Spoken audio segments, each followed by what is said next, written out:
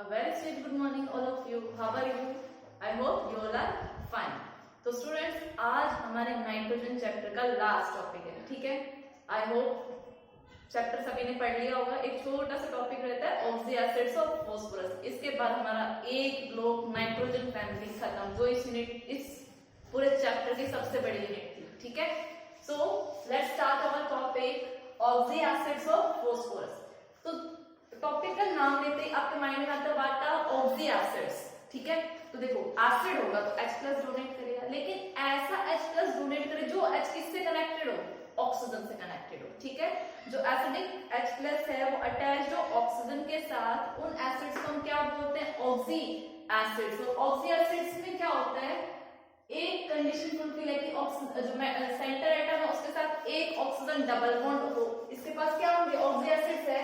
तो एक तो देखो फास्फोरस क्या है, तो फास्फोरस के पास एटलीस्ट एक क्या होगा, P डबल बॉन्ड O होगा, और क्या होगा आपका एक POH बॉन्ड होगा, एक P डबल बॉन्ड O और एक बॉन्ड क्या होगा POH। देखो ये जो H+ ऑक्सीजन के साथ अटैच्ड है, ऑक्सीजन के साथ। एक सेकंड स्टूडेंट्स, में थोड़ा नीचे लिखती हूँ, ऊपर थोड़ा चल रहा है, ठीक है। तो देखो ऑक्सी एसिड्स की क्या है, ऑक्सी एसिड्स के पास क्या होगा, एक P डबल बॉन्ड O होना चाहिए, ठीक है, और एक कम से कम क्या होना चाहिए, एक POH बॉन्ड होना चाहिए। तो H ये वाला जो ऑक्सीजन के साथ अटैच्ड है ये रिस्पांसिबल है एसिडिक बिहेवियर के लिए, और एक P डबल बॉन्ड O होगा। ये ऑक्सी एसिड्स की पहचान है, ठीक है।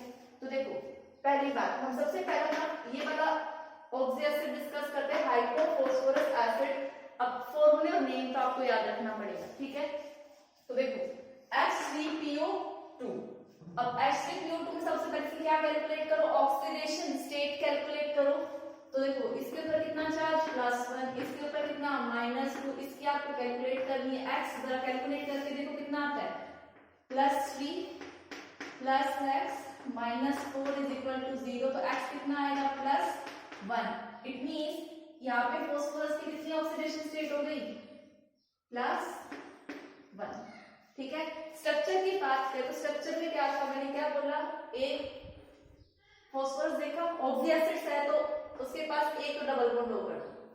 फिर देखो एक डबल बॉन्ड मतलब एक ऑक्सीजन तो यूज हो गया, उसके बाद जितने ऑक्सीजन हैं उनके साथ H अटैच करो। तो देखो एक ऑक्सीजन जाने के बाद आपके पास कितना ऑक्सीजन बचा है, एक ऑक्सीजन बचा है, इसके साथ क्या अटैच कर दो, एक हाइड्रोजन।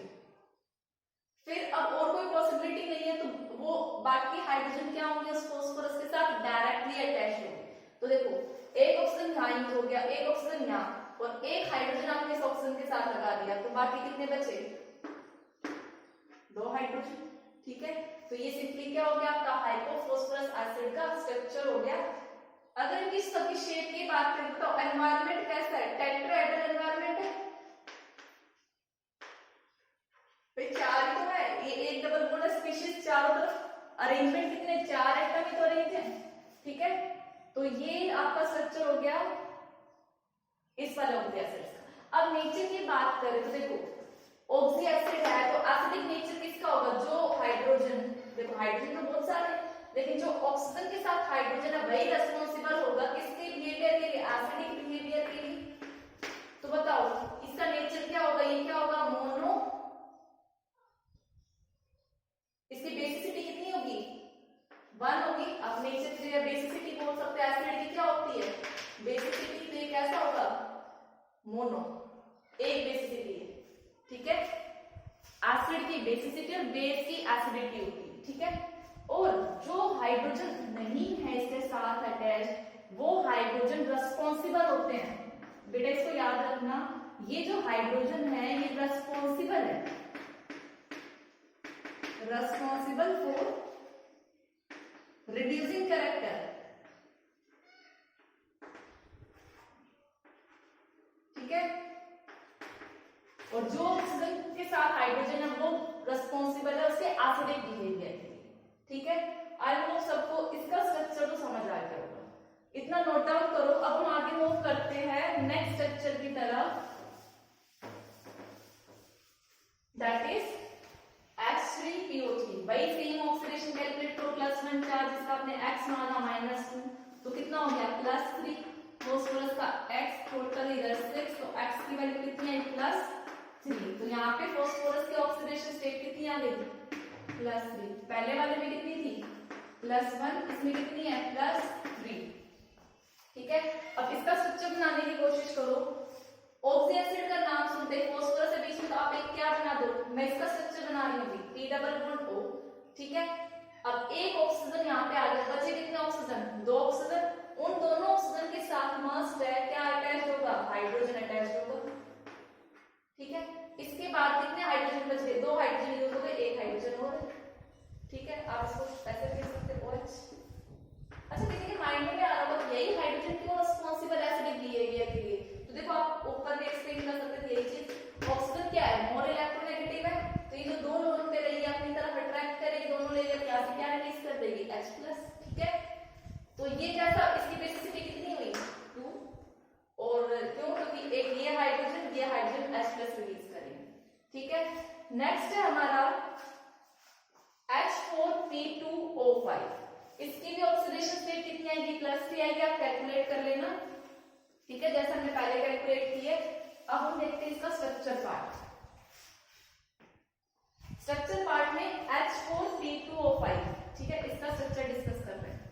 तो देखो अब 2 फॉस्फोरस है, आपने 2 फॉस्फोरस बनाए, दोनों फॉस्फोरस के पास कम से कम क्या होगा एक ऑक्सीजन बॉन्ड होगा, बना दिया। बचे कितने फॉस्फोरस 3 बचे। अब अगर इक्वल शेयरिंग होनी चाहिए, एक बना दिया, 4 ऑक्सीजन यूज हो गए, तो जो एक ऑक्सीजन बचा है ऐसा तो नहीं हो सकता कि इसके पास हो इसके पास ना हो, वो क्या आएगा सेंटर में आएगा को कनेक्ट करने के लिए। ठीक है, हाथ इसके पास या हाथ आप बोल सकते एक बॉन्ड इसके साथ या एक बॉन्ड इसके साथ। अगर हमारे पास कितने होते 5 की जगह 6 होते तो 3 इसके पास कर देते, 3 आप इसके पास, बट यहाँ पे क्या बीच में आया। अब ऑक्सीजन के साथ हमेशा क्या अटैच होगा हाइड्रोजन, जो सिंगल बॉन्ड के साथ बना दिया OH, आप ऐसे लिख सकते हो OH और OH। अब हाइड्रोजन 2 लिख दिए, 2 हाइड्रोजन और बचे, तो ये हाइड्रोजन और ये हाइड्रोजन। ठीक है, तो ये स्ट्रक्चर किसका हो गया आपका H4P2O5 का। इसकी बेसिसिटी देखिए तो कितना देगा ये 2, तो बेसिसिटी कितनी होगी 2। नोट डाउन स्टूडेंट्स, जैसे अब हमने पहले वाले केस डिस्कस करे सिमिलर केस वैसे ही है। अब ऑक्सीडेशन स्टेट तो सभी को कैलकुलेट करने आती होगी, इजीली कैलकुलेट कर सकते हैं। चलो एक बता देती हूँ इसके लिए। इसके ऊपर +1 चार्ज, इस पे कैलकुलेट करना है -2, तो देखो कितना हो गया +2, और एक पे x तो 2 पे कितना होगा 2x, -6 हो जा y = 0, तो 2x सॉरी H2P2। अभी देखो स्टूडेंट ये +4 ऑक्सीडेशन स्टेट हम अभी कैलकुलेट करेंगे किसके लिए, स्ट्रक्चर से आपको क्लियर हो जाएगा H2P2O6 का। ठीक है, ऐसे नहीं आएगा, फिर पहले तो स्ट्रक्चर बनाओ।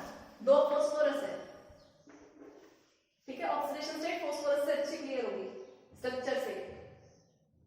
ये 2 है, ऑक्सी एसिड है तो एक डबल बॉन्ड भी होगा, 6 ऑक्सीजन है, 3 ऑक्सीजन इसके पास होंगे, 3 इसके पास होंगे, बाकी ऑक्सीजन किसके साथ अटैच करो OH के साथ। अब देखो 2 फॉस्फोरस यूज कर लिए, हमारे पास हाइड्रोजन कितने थे 2 हाइड्रोजन है। एक सेकंड में इसका फॉर्मूला चेक कर लूं स्टूडेंट्स, वो करेक्ट कर लेना, बाय मिस्टेक या तो लिख रहे हैं कितने 4 हाइड्रोजन है। ठीक है, इसीलिए वहां पर थोड़ी गड़बड़ आ रही है। तो एक डबल बॉन्ड हो, एक डबल बॉन्ड हो, एक OH एक OH।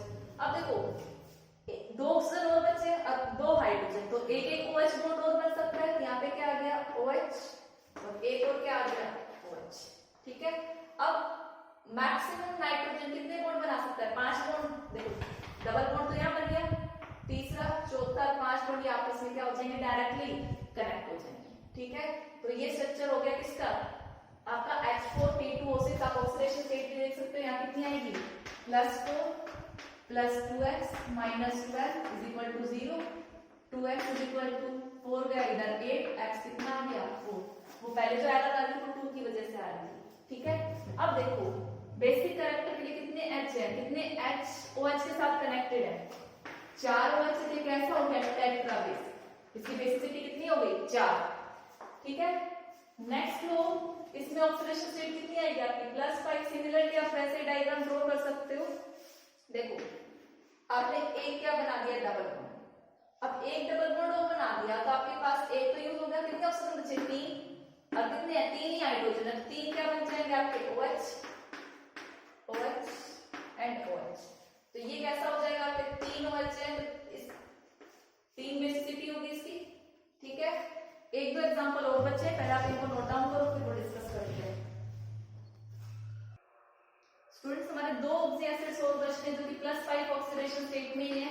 इनका स्ट्रक्चर और इनकी बेसिसिटी आपको होमवर्क में खुद से कैलकुलेट करनी है, प्रैक्टिस करनी है। दोनों एग्जांपल एनसीईआरटी के भी हैं, ठीक है। अब जो हमने पढ़ा उसके अगर हम एक समरी बनाना चाहे, कैरेक्टरिस्टिक्स बनाना चाहे ऑक्सी एसिड्स की, हम क्या बोल सकते हैं कि ऑक्सी एसिड्स में जो फॉस्फोरस के चारों तरफ का जो एनवायरनमेंट है वो क्या है टेट्राहेड्रल है, 4 आपके सराउंडिंग में अरेंज होंगे। एंड नेक्स्ट है कि ऑक्सी एसिड्स के पास कम से कम क्या होना चाहिए, एक PO बॉन्ड होना चाहिए और एक POH होना चाहिए। देखो ऑक्सी एसिड्स तभी बनेगा जब उसके पास हाइड्रोजन किसके साथ अटैच हो, ऑक्सीजन के साथ, और एक P डबल बॉन्ड O होना चाहिए, ठीक है। इसी के अगर नेक्स्ट कैरेक्टरिस्टिक्स की बात करें तो जो डायरेक्ट जो pH बॉन्ड होता है, जो हाइड्रोजन डायरेक्ट P से कनेक्टेड होते हैं वो रेस्पॉन्सिबल होते हैं किसके लिए, रेस्पॉन्सिबल फॉर, ये भी हम डिस्कस कर चुके हैं, रेस्पॉन्सिबल फॉर रिड्यूसिंग कैरेक्टर, ठीक है।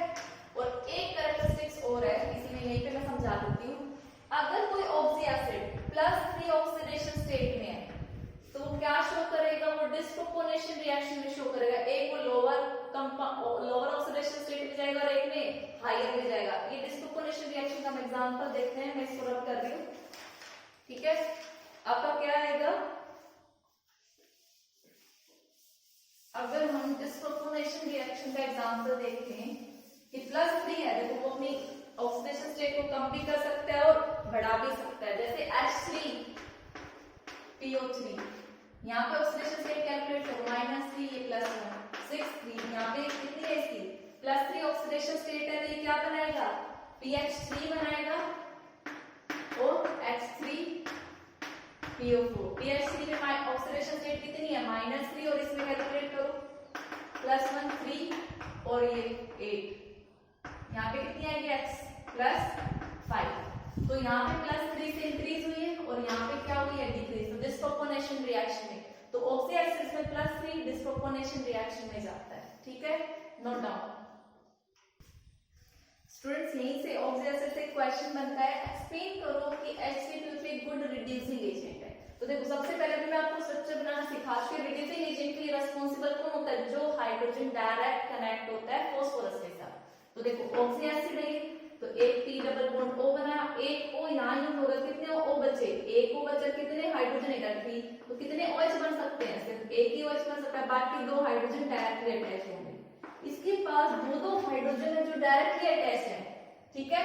तो ये इसकी इन दोनों की वजह से क्या रिड्यूसिंग कैरेक्टर शो करेगा। आई होप सभी को समझ आया होगा।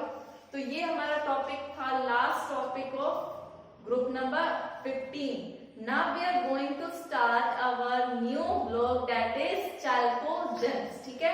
आज हम इसकी बेसिक प्रॉपर्टी डिस्कस करेंगे, ठीक है। तो first you note down this and then we move on next topic. Students, so our next group is that is 16th group, ठीक है, ऑक्सीजन फैमिली। ऑक्सीजन फैमिली को चैल्कोजेंस भी बोलते हैं। चैल्को वर्ड का मतलब होता है और, जेंस का मतलब फॉर्मिंग, मींस ये जनरली और बनाते हैं तो ये चैल्कोजेंस बोले जाते हैं, ठीक है। अगर ऑक्सीजन फैमिली की बात करूं तो कैसे याद करते हैं आप, ऑक्सीजन ओल्ड स्टाइल से टे वो, ये याद रखने की सीक्वेंस है, ठीक है। ये पीरियड नंबर किसका, ऑक्सीजन सेकंड का, क्योंकि फर्स्ट पीरियड में तो हाइड्रोजन और हीलियम ही आते हैं। ये थर्ड पीरियड, ये फोर्थ पीरियड, फिफ्थ पीरियड और sixth. Oxygen, sulphur, selenium, tellurium and polonium, ठीक है। अगर इस ग्रुप की जनरल इलेक्ट्रॉनिक कॉन्फ़िगरेशन की बात करो तो क्या है, NH2 NP4 है और N यहाँ पे क्या है, पीरियड नंबर ही है। तो अगर आपसे ऑक्सीजन लिखने को बोला जाएगा, क्या लिखोगे आप? हीलियम। यहाँ पे मैं क्या लिखूंगी? Electronic configuration. तो इसकी क्या हो जाएगी आपकी? हीलियम आगे लोकल गैस आती है 2s2 2p 4, इसकी कितनी हो जाएगी? 3s2 3p 4, पीरियड नंबर 4 है 4s2 4p4 5s2 5p4 6s2 6p4। ठीक है, अब बात करें इनके नेचर की, कौन मेटल है कौन नॉन मेटल है। तो आपका ऑक्सीजन क्या है? नॉन मेटल है, नॉन मेटल। आपका सल्फर भी क्या है? सल्फर बताओ, हमने जब स्टार्टिंग में पढ़ा था तो मेटल था या मेटलॉइड था? ये नॉन मेटल था, नॉन मेटल था। सेलेनियम एंड टेरिनियम क्या है? मेटलॉइड्स है। ये भी क्या है? मेटलॉइड्स। और जो लास्ट वाला है ये क्या आपका, आप बोल सकते हो वीकली मेटल है या मेटालिक प्रॉपर्टी शो करता है as compare to others.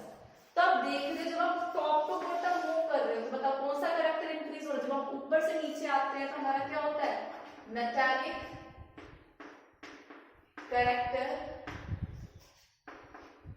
Increase. ठीक है, तो ये बात हो गई हमारी नेचर की या इलेक्ट्रॉनिक कॉन्फ़िगरेशन की। ठीक है, और मेटालिक कैरेक्टर की। नेक्स्ट प्रॉपर्टी हम डिस्कस करेंगे किसकी? एग्जिस्टेंस। तो ये जो ऑक्सीजन है दो फॉर्म में मिलता है। ठीक है, एक O2 की फॉर्म में और एक O3 की फॉर्म में। ठीक है, सल्फर के बहुत सारे फॉर्म में आपके S8 भी मिलता है, S6 भी, S4 भी और S2 भी। और यहाँ पे देखो याद रखने का तरीका आपको, ये जो ऑक्सीजन है ये क्या होता है? डायमैग्नेटिक। और ये क्या होते हैं? पैरा। और ये बाकी भी क्या सारे पैरा है। और ये लाइक जैसे O2 डाया था तो S2 भी क्या है? डाया। बाकी सारे क्या है? पैरा। शॉर्ट ट्रिक आप याद रख सकते हो, कौन डायमैग्नेटिक है कौन पैरामैग्नेटिक है। ठीक है, इसके बाद हम डिस्कस करने वाले हैं कि ये कहाँ पे मिलते हैं, कैसे एग्जिस्ट करते हैं। पहले आप अपना नोट डाउन कर लीजिए स्टूडेंट्स। अब बात करेंगे अक्रेंस की, तो जो आपका ऑक्सीजन है मोस्ट अबंडेंट एलिमेंट है, यार्डस्ट वगैरह इन सब में पाया जाता है। ठीक है, सल्फर की बात करते हैं वोल्केनिक डिपॉजिट्स में पाया जाता है। और सल्फर सेलेनियम और टेरिनियम अपनी सल्फाइड फॉर्म में पाया जाता है। लाइक जैसे सल्फाइड क्या होगा? सल्फर के साथ रिएक्शन शो करेगा लाइक SeS या TeS की फॉर्म में। और जब एक पोलोनियम है ये क्या एक रेडियो एक्टिव सब्सटेंस है। तो ये तो बात हो गई कि नेचर में कैसे अकर करते हैं, कैसे एग्जिस्ट करते हैं। नाउ और इनकी बात करें, इनकी एलोट्रोपी की बात करें तो दे ऑल फॉर्म एलोट्रोप्स। ये क्या बनाते हैं? सारे के सारे एलोट्रोप्स बनाते हैं। They all form allotropes. और ये सारे एलोट्रोप्स हम इस चैप्टर के एंड में पढ़ेंगे कि इसके क्या एलोट्रोप्स हैं, सल्फर के क्या एलोट्रोप्स है, किस फॉर्म में एग्जिस्ट करते हैं। ठीक है, now come to the some properties. Some क्या, जितनी भी फिजिकल प्रॉपर्टीज है आज हम वो कवर अप कर लेंगे। केमिकल प्रॉपर्टीज नेक्स्ट क्लास में करेंगे। सो note down our next topic is that is physical properties of group number 16. ठीक है, तो फर्स्ट जो प्रॉपर्टी ले रहे हैं वो हम ले रहे हैं एटॉमिक रेडियस या एटॉमिक साइज। ठीक है, अब एटॉमिक साइज ऑक्सीजन है देखो ओल्ड स्टाइल से A4 बहुत शॉर्ट ट्रिक है याद रखूंगी। Period number 2, period number 3, period number 4, period number 5, period number 6। Atomic size आपको पता है, जब आप ऊपर से नीचे आते हो on moving top to bottom, जब आप ऊपर से नीचे आते हो टॉप टू बॉटम आपका साइज क्या करता है बताओ? इंक्रीज करता है। ये साइज छोटा है, जब ऊपर से नीचे आते साइज क्या करेगा? इंक्रीज होता आएगा। इंक्रीज होने के रीजन दो है यहाँ पे। साइज इंक्रीज होने के रीजन कितने हैं? दो है। पहला एक तो नंबर ऑफ शेल क्या कर रही है ऊपर से नीचे, शेल क्या कर रही है? इंक्रीज कर रही है। ये सेकंड पीरियड है 2 शेल होंगे, थर्ड पीरियड है 3 शेल, फोर्थ पीरियड है 4 शेल। तो जैसे जैसे शेल इंक्रीज करेगी तो आपको पता ऑटोमेटिकली साइज भी क्या करेगा? इंक्रीज करेगा। और दूसरा रीजन क्या है? Increase in shielding effect. Increase in shielding effect. ठीक है, कि देखो ये है सपोज ये बाहर शेल है तो जो अंदर वाले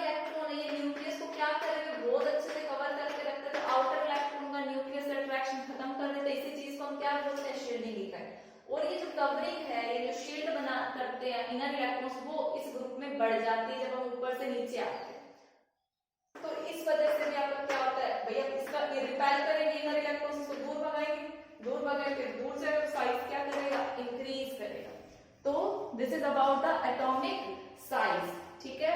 now come to the next property that is ionization energy. अब देखो आयोनाइजेशन एनर्जी का ट्रेंड, अब डेफिनेशन तो हम देख चुके हैं, इन्हीं सब प्रॉपर्टीज को हमने नाइट्रोजन फैमिली में भी डिस्कस किया था, वही सेम सारी प्रॉपर्टी यहाँ डिस्कस करेंगे। आयोनाइजेशन एनर्जी आपको पता है the minimum amount of energy is required, वो मिनिमम एनर्जी भाई ऐसे इलेक्ट्रॉन है शेल्स में, तो आउटरमोस्ट शेल के इलेक्ट्रॉन को निकालने के लिए जो आप मिनिमम यहाँ से आपके इलेक्ट्रॉन क्या करना है, निकालना है, इसको निकालने के लिए जो मिनिमम एनर्जी सप्लाई करोगे वो क्या होगी, आयोनाइजेशन एनर्जी। अब आपको पता है साइज छोटा होगा तो अट्रैक्शन ज्यादा, तो ज्यादा एनर्जी चाहिए, और साइज बड़ा होगा तो आउटर इलेक्ट्रॉन का न्यूक्लियस से अट्रैक्शन कम, तो कम एनर्जी से निकल जाएगा। तो आपका आयोनाइजेशन एनर्जी क्या है, इनवर्सली प्रोपोर्शनल है साइज के, और साइज का ट्रेंड आपने अभी देखा, साइज ऊपर से नीचे क्या कर रही है, बढ़ रही है, तो ऊपर से नीचे आयोनाइजेशन एनर्जी क्या होगी, डिक्रीज करेगी। तो this is about the ionization energy, ठीक है। नेक्स्ट अगर यहाँ पे आयोनाइजेशन एनर्जी की बात करें, इसी में थोड़ा सा और डिस्कस करें, तो याद रखना जो आपकी फर्स्ट आयोनाइजेशन एनर्जी IE1 वो लेस होती है और IE2 क्या होती है, ग्रेटर होती है। होनी चाहिए थी IE1 ज्यादा। देखो जब आप नाइट्रोजन से ऑक्सीजन पे मूव कर रहे हो तो साइज किसका बड़ा है, नाइट्रोजन का बड़ा, ऑक्सीजन का छोटा है, तो left to right size decrease करता है। जब साइज क्या है, इसका बड़ा है, इसका छोटा, तो इसकी आयोनाइजेशन एनर्जी क्या होनी चाहिए थी, इसके कंपैरिजन में ज्यादा फर्स्ट वाले, लेकिन होती क्या है, कम होती है। क्यों होती है, देखो एग्जांपल लेते हैं ऑक्सीजन का। ऑक्सीजन की इलेक्ट्रॉनिक कॉन्फ़िगरेशन क्या है, 1s2 2s2 2p4, ठीक है। आपको एक इलेक्ट्रॉन निकाला तो आपने क्या सप्लाई करी, IE1 सप्लाई कर ली, किसमें कन्वर्ट हो गया, O पॉजिटिव। ये क्या है, ये लेस स्टेबल है, लेकिन ये एक इलेक्ट्रॉन यहां से निकलेगा तो किसमें कन्वर्ट हो गया, 2s2 2p3। अब p में हर एक में एक एक इलेक्ट्रॉन है भाई, हाफ फील्ड बन गया, सिमेट्रिकल है, और ये क्या है, हाफ फील्ड। और आपको पता है हाफ फील्ड और फुली फील्ड क्या होते हैं, ज्यादा स्टेबल होते हैं, तो ये क्या बन गया, मोर स्टेबल। अब बताओ अगर एक और इलेक्ट्रॉन मुझे यहाँ से निकालना हो तो मैं क्या सप्लाई करूंगी, IE2। क्या एक स्टेबल चीज से इलेक्ट्रॉन निकालना इजी है, नहीं है। तो यहाँ पे अगर आपको O2 पॉजिटिव बनाना है, एक और इलेक्ट्रॉन निकालोगे तो क्या बनेगा, 2p2 बन जाएगा। तो इस एक इलेक्ट्रॉन को निकालते हैं IE2 क्या करनी पड़ेगी, बहुत ज्यादा सप्लाई करनी पड़ेगी, एक स्टेबल चीज से आपको इलेक्ट्रॉन रिमूव करना है, ठीक है। So this is all about the ionization energy, note down. Students देखो our next property is electron gain enthalpy। तो आपको पता है इसके आउटर मोस्ट शेल में कितने इलेक्ट्रॉन होते हैं, सभी के में 6 इलेक्ट्रॉन है, ठीक है। तो 6 इलेक्ट्रॉन है तो इसको बताओ 2 इलेक्ट्रॉन्स गेन करने पड़ेंगे, 2 इलेक्ट्रॉन्स क्या करने पड़ेंगे, गेन, किसकी, क्यों, to achieve noble gas configuration, ठीक है, नोबल गैस कॉन्फ़िगरेशन। अब अगर इलेक्ट्रॉन गेन करने तो इसलिए गेन करेगा, जितना टेंडेंसी ज्यादा होगी गेन करने की उतनी ही इलेक्ट्रोनेगेटिविटी ज्यादा होगी, सॉरी इलेक्ट्रॉन गेन एंथैल्पी ज्यादा होगी, उतनी एनर्जी रिलीज करेगी। तो जनरली आप बोल सकते हो ग्रुप नंबर 15 से इनकी इलेक्ट्रॉन गेन एंथैल्पी क्या होती है, ज्यादा होती है। और आपको पता है इलेक्ट्रॉन गेन एंथैल्पी क्या है, डायरेक्ट इनवर्सली प्रोपोर्शनल है, सेम साइज के, साइज बड़ा होगा, अट्रैक्शन कम तो उसकी टेंडेंसी ज्यादा नहीं, तो ऊपर से नीचे तो इलेक्ट्रॉन गेन एंथैल्पी क्या करेगी, एक इलेक्ट्रॉन गेन एंथैल्पी क्या करेगी, डिक्रीज करेगी, ठीक है। लेकिन अगर हम ऑक्सीजन की बात करें तो ऑक्सीजन का साइज सबसे छोटा है, अट्रैक्शन ज्यादा है तो इसको ज्यादा इलेक्ट्रॉन गेन करने चाहिए, बट इसका एक्सेप्शनल केस है, ऑक्सीजन की क्या होती है, लेस इलेक्ट्रॉन गेन एंथैल्पी। क्यों होती है ये देखो, अगर ऑक्सीजन है स्मॉल साइज है ठीक है, इसको 2 इलेक्ट्रॉन गेन करने हैं तो क्या फील करेगा, सेम वही रिपल्शन।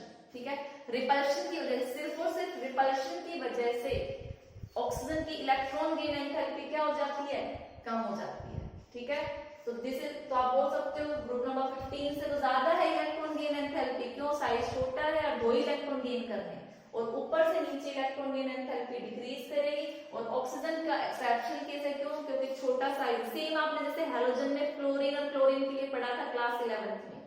ठीक है, तो ऑक्सीजन की कम इलेक्ट्रॉन गेन एंथैल्पी होने का सिर्फ और सिर्फ एक रीजन है, रिपल्शन, क्योंकि स्मॉल साइज है, 2 इलेक्ट्रॉन ऐड होंगे तो रिपल्शन ज्यादा होगा, जिसकी वजह से वो क्या होगा, अनस्टेबल होगा, वो इलेक्ट्रॉन गेन करना पसंद नहीं करेगा। Note down.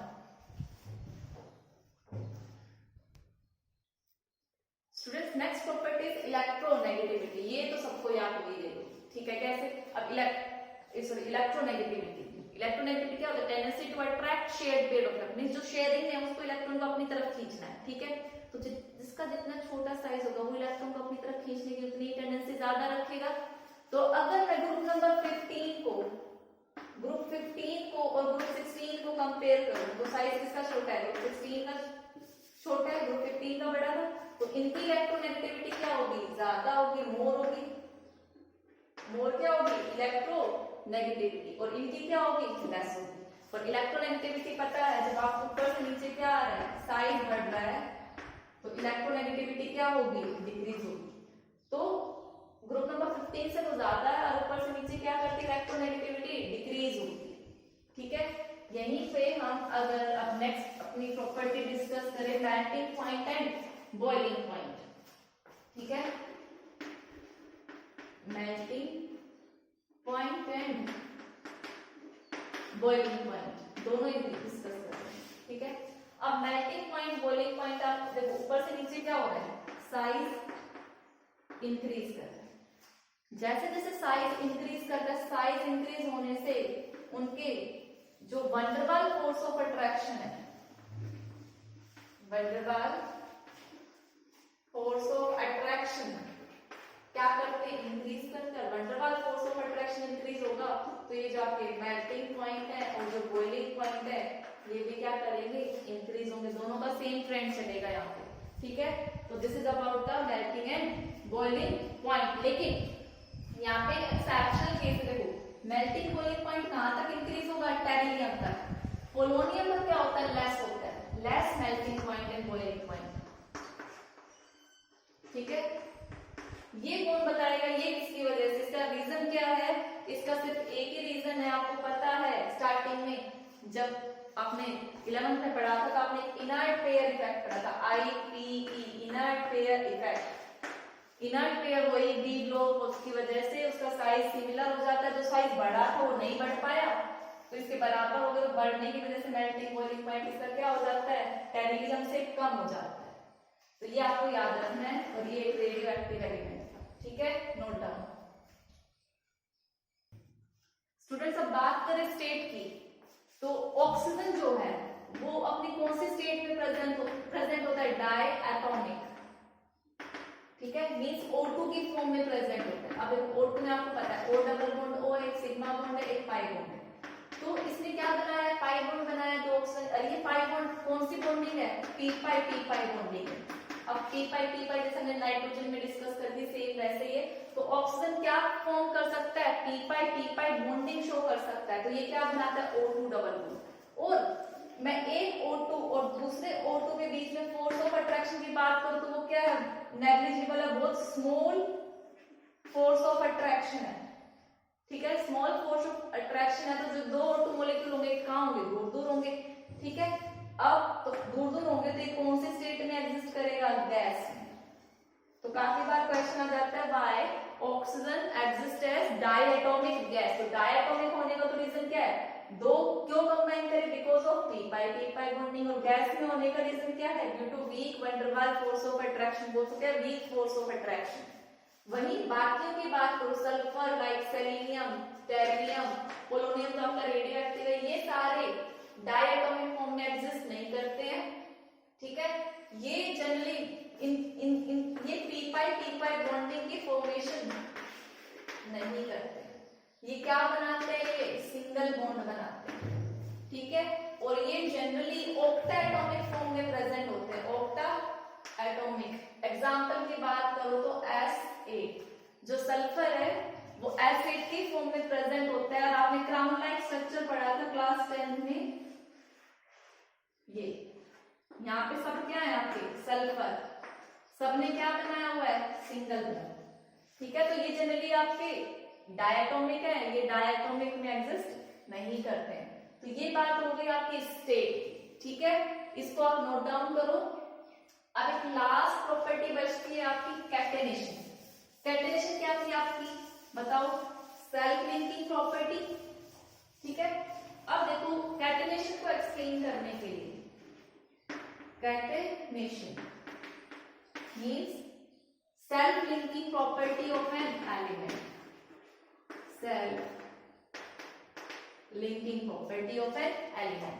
तो ऑक्सीजन की बात करें तो सेल्फ लिंकिंग में तो ऐसे कनेक्ट करते रहना चाहिए, ऐसे सल्फर की बात करो तो ये जो ऑक्सीजन ऑक्सीजन बॉन्ड है भैया आपको पता है कितने लोन पेयर प्रेजेंट होंगे, ये लोन पेयर प्रेजेंट है,